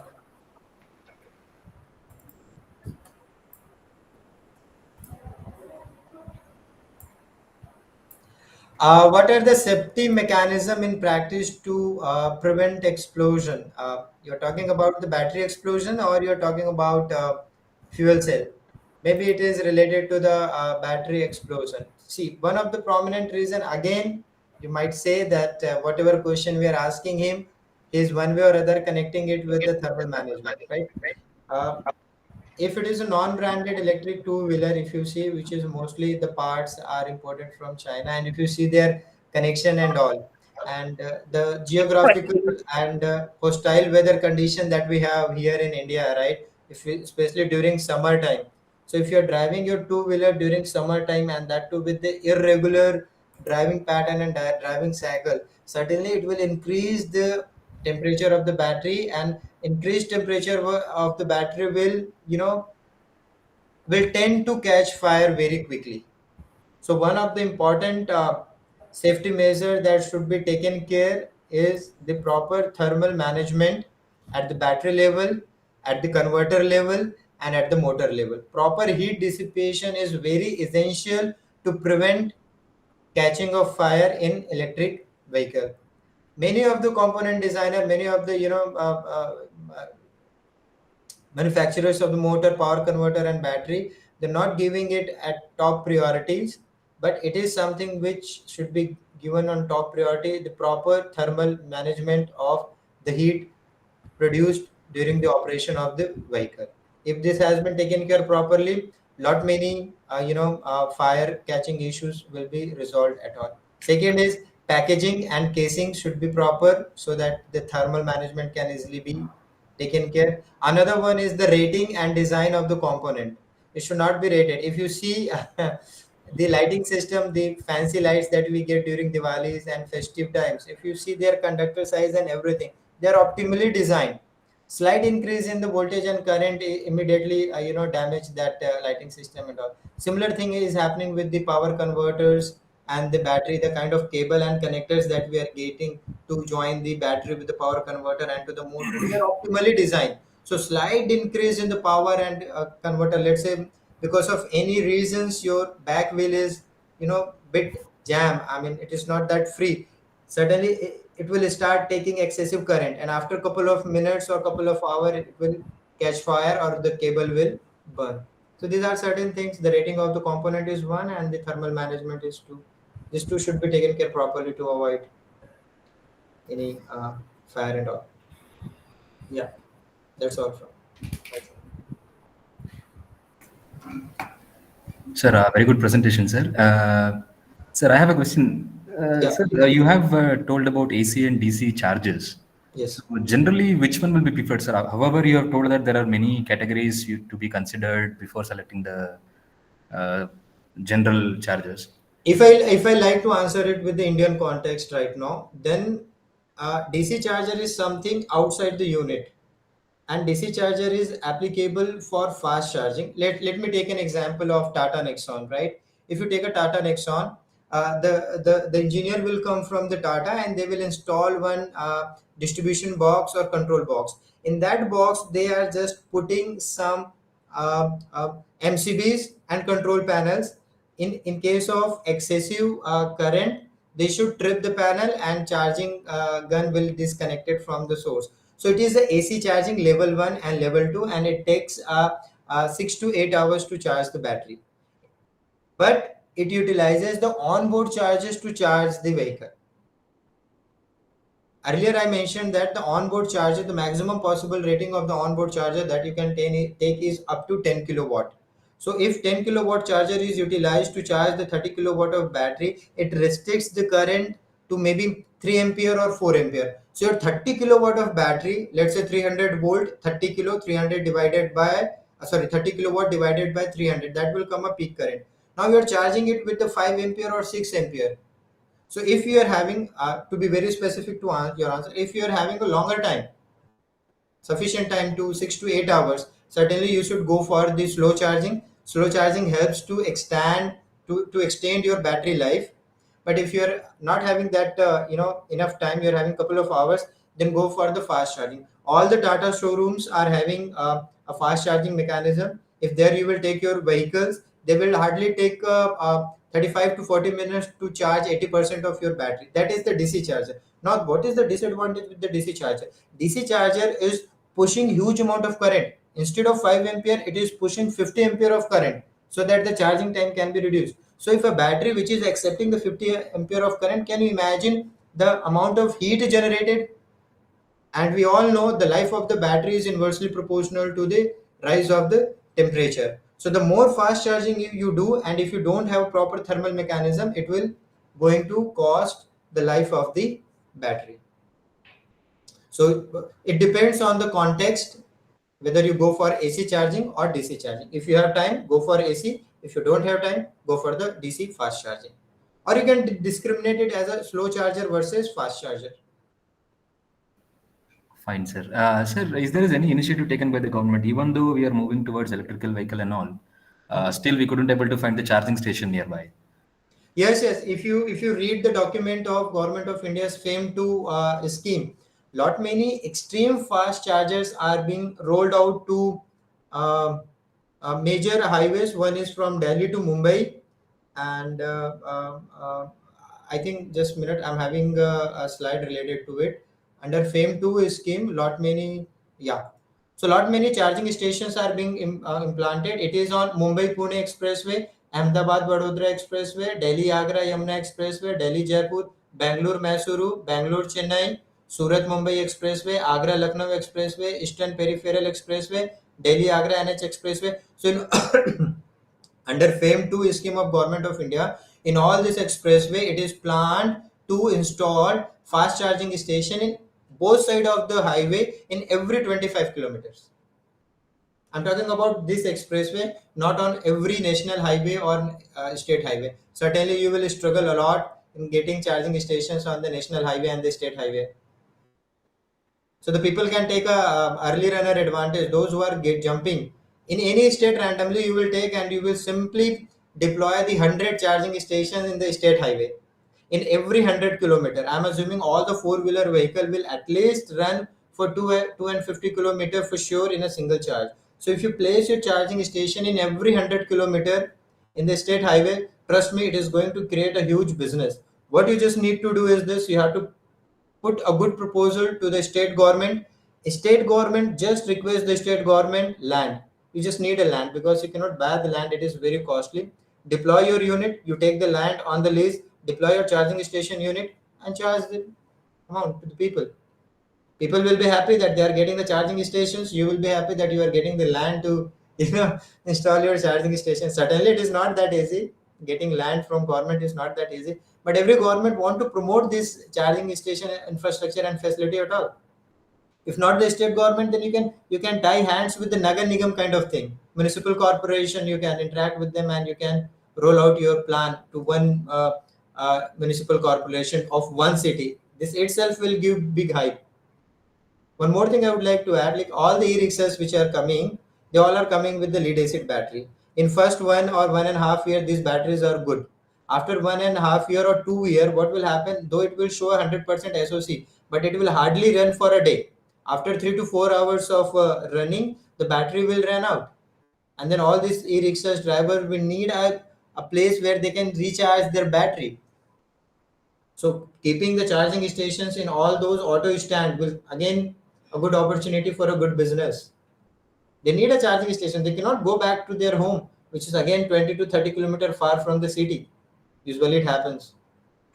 Sir, is there is any thing saying like that, in the same petrol bunk, can you able to install the EV charging stations? Like, say for Yeah, example, yeah. Hindustan Petroleum IOCLs, they are trying to offer the charging infrastructure in the petrol pump, but also people are seeing some safety norms and concern. Like one side you are having explosive unit, on other side huge amount of current. Even I have seen in metros, like along with the fuel station, you are having a charging station people are is, offering, is it, but some it doesn't have security any norms have safety to be concerns, taken sir? care of. It doesn't Yeah, have any. sorry. Does it okay to have the charging station near to the fuel station, like, or is a With like, proper security norms and shielding it is, yeah. The thing is this, with the electrical equipments now, sparking is quite obvious, yeah. and the higher power and voltage you deal, the likeliness of getting a spark is quite high. And this inflammable petrol and diesel are very easy to catch fire. So if they are taking care of those norms and all properly, then it's okay. Even government of India is also okay to install these charging stations, just to not get, because they don't have space now in cities other than this petrol pump and all. They don't have much space to get the vehicle. So as of now, there is no norms regarding this, no, sir. No, I haven't come across that, but I'm seeing that IOCL, BPCL, and I think few more are coming with the charging station within their petrol pump premises. Even I have seen. I haven't come across that norms. Certainly norms will be there. That's why they are doing that. But I haven't come across that norms. I have come across the norms of Ministry of Power and Energy that has released the norm for the installation of the charging station, private or public. If you want to install a charging station, what are the criteria and guidelines that you have to meet, that they have given. Okay, sir. Thank you.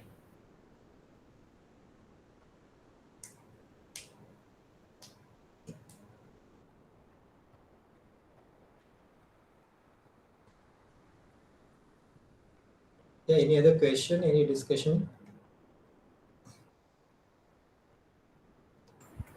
Yes, there are some questions in the chat box.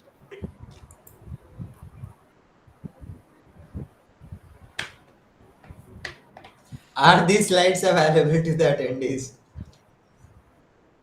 Um, yeah, I'll delete few more slides which are there, and then I'll give these slides. No worry. Whatever data you have presented, this is not something which should be kept confidential. These are the obvious content available on the internet. So I'll be giving these slides.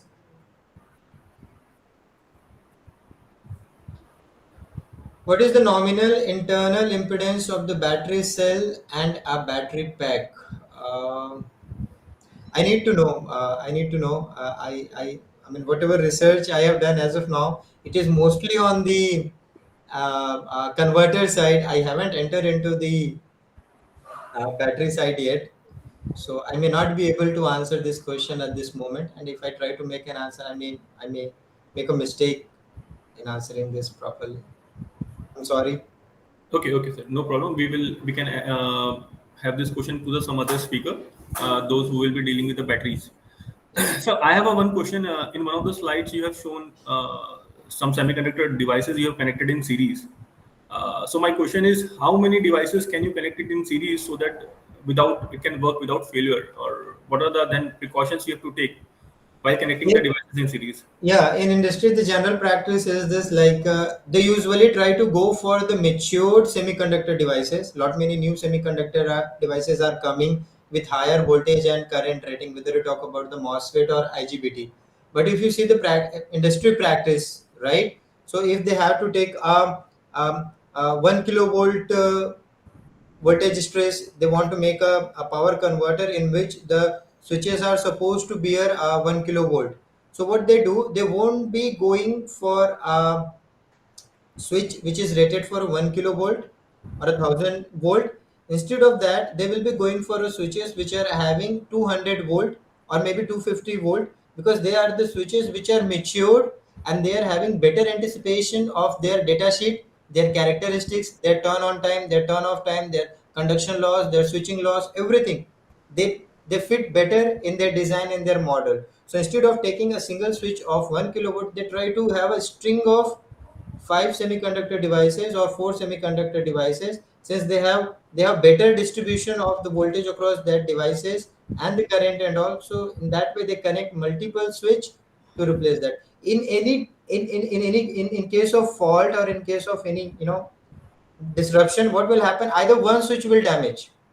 Out of 4 or 5, one switch will damage. So for them it is quite cheaper to replace one switch and connect another one, instead of replacing 1000 volt switch with another one. That the cost is quite higher, and their operation and their internal parameter handling with them is also they have to devise altogether a new stuff. So instead of going for the innovation, it is my perspective, it is my view, the industry mostly go for the reliability. Whenever a choice is given, innovation over reliability, they usually prefer reliability, because they have to deal with the people they have to serve on the field. So that is what my question was. If suppose you have connected 5 switches in series, and one of the switches gets faulted, then 4 switches which are there, they will bear over voltage, because of which all the switches will fail, right? So It is not necessary. It is not necessary. It has to be seen in terms of whether it is a short circuit fault or it is an open circuit fault. And whenever it comes as a product, now they devise lot many, protection, over current protection, over voltage protection. So the moment all such situation arises, immediately they disconnect the system. So during that time, hardly it may damage one switch or two switch. I'm not denying that it won't damage all 5 switches. It might be possible that it may damage all the switches, but the kind of protective element and circuitry they devise, they are so fast, so efficient, that any a surge in the voltage, over voltage or over current, immediately their protection circuit get activated and they try to protect the switches as much as they can. okay, okay, sir, okay.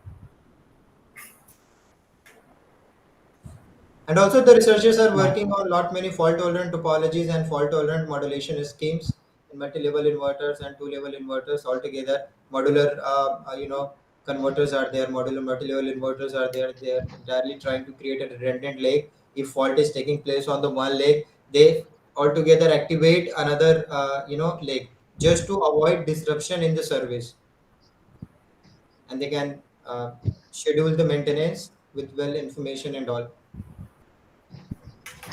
Hello, sir. Yeah. Sir, I want to ask you that what are the important protection schemes which we are using for the EV converters? Essentially, that I know is over voltage, over current, and temperature. These three protection schemes are very very essential, and practically all the converters that is going for either on powertrain application or for charging applications.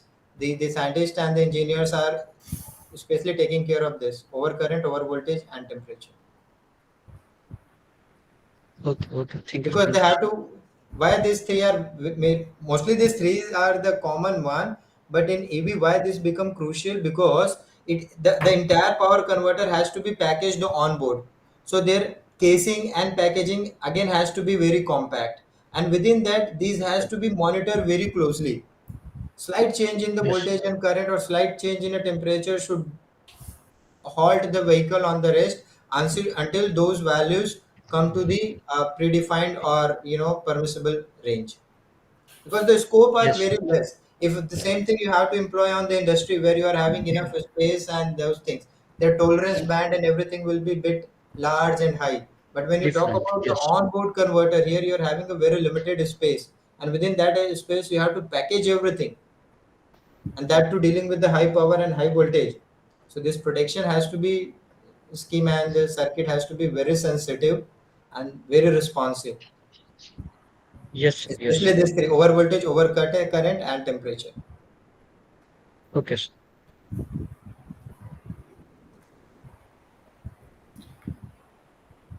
Any more queries from the participants? Okay, okay.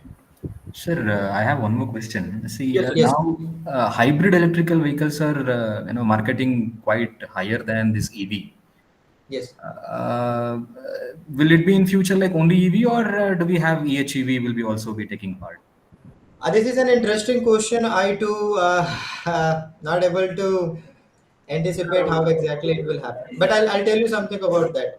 When these electric vehicles are, capturing the market, when I will not call it electric vehicle, I will call it electrified vehicles. So it has been thought that it will be difficult to directly migrate from IC engine vehicle to battery electric vehicle. So they have thought, let's go through the hybrid electric vehicle. We will gradually hybridize the vehicle and will increase the size of the battery on the vehicle gradually. But because of this, what happens, it was excessively increased the cost of the vehicle, because you're having two powertrain on board. So more number of component, electric powertrain has a different steps, mechanical powertrain has a different steps, and packaging and combining is getting complex, and cost and all is getting slowly. Still we are having certain micro hybrid, mild hybrid kind of vehicle is still there.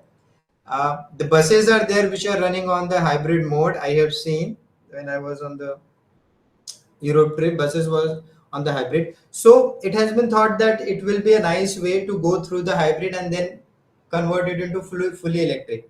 But what happened in parallel to that, the researchers have come out with the very advanced and matured solution for battery electric vehicle. So people have lost the interest over the hybrid electric vehicle and they have immediately jumped into the electric vehicle. But now what is happening? The issues with the battery is somehow not getting conversed. For many, maybe Tesla are fantastically doing well, so they have handled it nicely. But for many of them, they're not able to converge. Even in the Tata Nexon, the battery issue is still not resolved. The kind of thing that I have faced. So people are thinking, why let's go through the battery, or let's take again alternative and come through hybrid electric vehicle. So this dilemma is still there in people's mind. This dilemma is there, whether to go for the pure electric vehicle or a hybrid electric vehicle.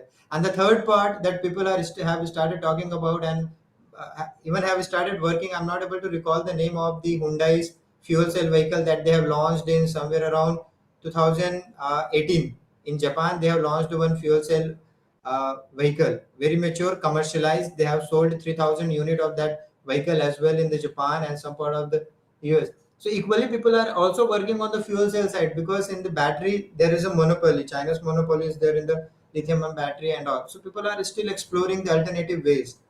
So it will be very difficult to call that which will sustain in future.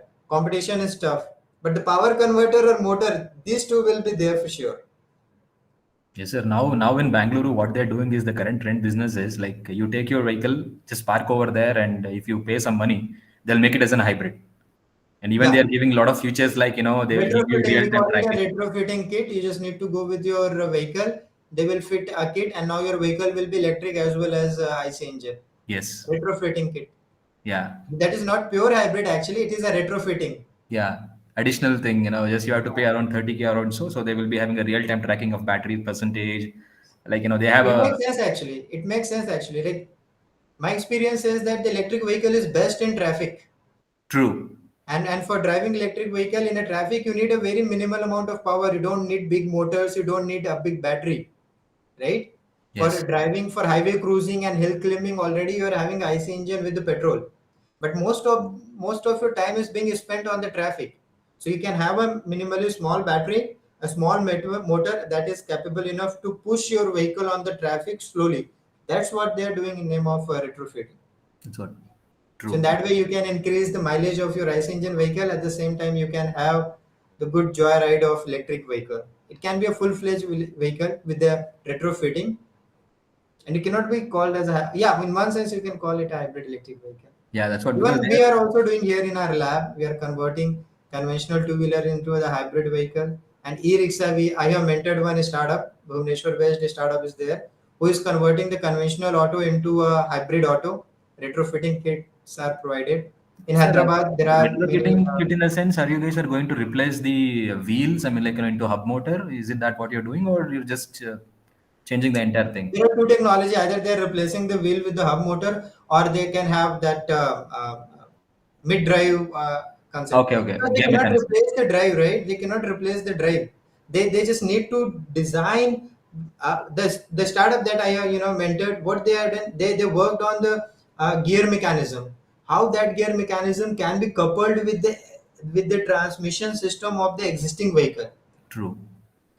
Innovation should come at this section. If you have designed a smooth gear mechanism that can quickly switch from IC engine to battery, you can easily deploy the it is not big to place the battery and motor. The thing is this, how to combine the torque and force which is coming out of from both the unit together. In one of the this Smart India hackathon, I was a mentor and jury in that event.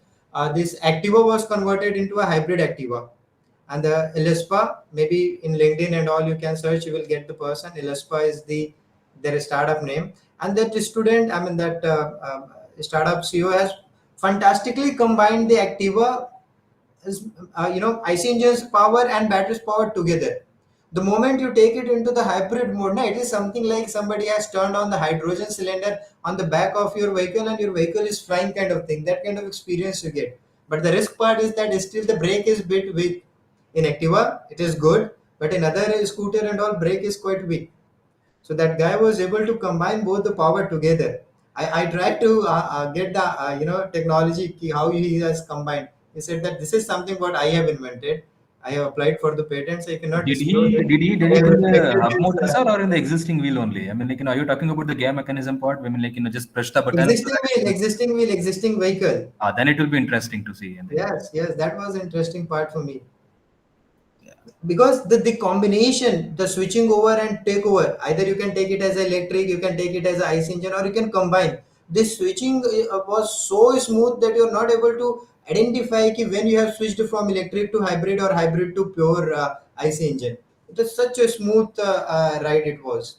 Okay, okay, A okay. toggle switch was there, you just need to change that toggle switch to switch from IC engine to electric. Yeah, that's what, sir. Even I have seen in the Bangalore that they do have a switch, but the motor was hub motor. They have placed the back wheel, it is a hub motor. Yeah. Whereas the change In hub element, motor, what happens that it experiences some jerk kind of thing, right? yeah, you'll get a feel when you ride, when you switch over, Yes, you'll get a jerk feeling. But you're saying that it is smooth transition, but they have not used a hub motor. You said it is a normal wheel. yes, I think yes, that's something yes. interesting to know. Yeah. Thank you, sir. That's why this Ola and Athar they are gone for the mid drive instead of hub wheel. They are having a mid drive to give the smooth ride. Yeah, yeah, yeah. Thank you, sir. Thank you. Yeah. So may I share the screen?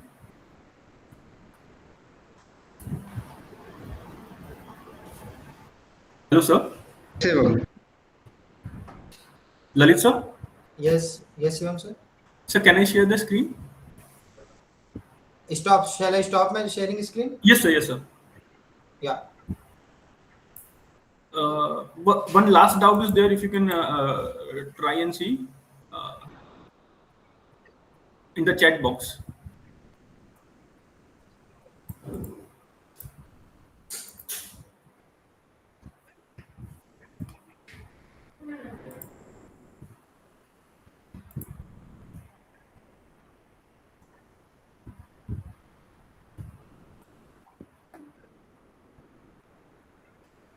audible? Yes, Shivam, you are audible. Okay, sir. Okay.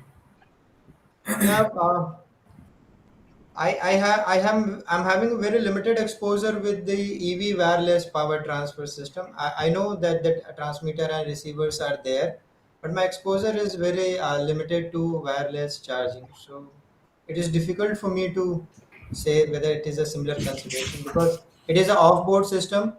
Transmitter is a off-board, receiver is a on-board. So, and the amount of power which is being transmitted from the transmitter to receiver is also very minimal. I mean, it is not big. So, I won't be able to say much about that, whether the same consideration is there or not, because altogether it is in a different platform. Yeah, Okay, that's sir. why. Okay, sir. Okay, no problem. So this brings us to the end of the session 1 on day 2. I would like to express my thanks to the speaker. It was really a very engaging sessions, and I hope participants have learned something new out of this session. And from our end, sir, I would like to give a virtual token of appreciation. And Thiru sir, is my screen is visible? Yes, Yes. yes, it's visible. Okay, sir. You can ask the participants, and we can click up a photo.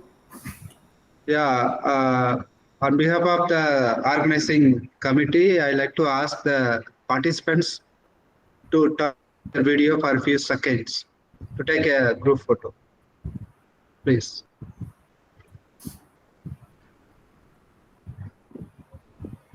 All of you, all the participants with our speaker.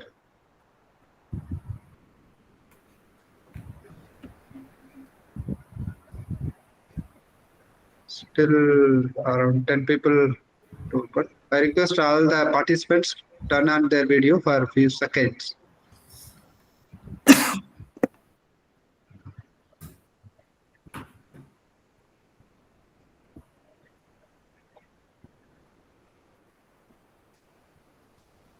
Okay, fine. Almost some. Thank you, thank you. Okay, okay. So once again, thank you so much, Lalit sir, for sharing your experiences with all of us. We really learned a lot, and thank you so much, sir. Thank you, Shivam. Thank you so much. Thank you, Thiru sir. Thank you so much for this opportunity to interact with the participants. Sure. Sir. Thank you so much. Thank you, Lalit sir. It was interesting talk. I was noted many things since I am power system guy. Okay, okay. Now I will request all the participants to join back at 2:15 p.m. for the second session of the day. Thank you so much. Thank you all. Yeah, thank you all. We'll meet at 2:15. Thank you, sir.